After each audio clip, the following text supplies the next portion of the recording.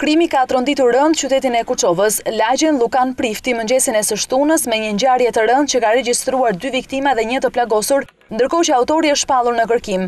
Riza Latifaj, 58 vjeç, banor i fshatit Leva në rrethin e Fierit, ka mbërritur në banesën e prindërve të gruas së tij në përpjekje për të biseduar me Ëngjellushe Muço dhe familjarët e saj, ku 48 vjeçaria jetonte pas largimit nga shtëpia e bashkëshortit. Riza Latifaj në grindje sipër me bashkëshorten pasi nuk e bindi për të kthyer pranë tij, ka humbur logjikën dhe ka nisur të grindet me prindërit e saj, Recep dhe Vasilika Muço, përkatësisht 67 dhe 65 vjeç.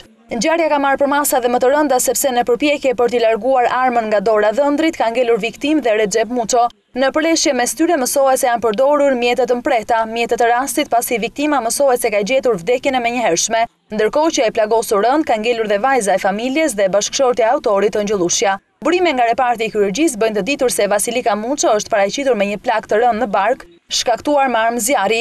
Ajo është nënshtruar ndërhyrjes kirurgjikale, por nuk ka mundur të mbijetojë si pasojë e plagës dhe hemorragjisë së shkaktuar. Ndërkohë që në gjendje të rënd vazhdon të jetë vajza e saj Ëngjellushe.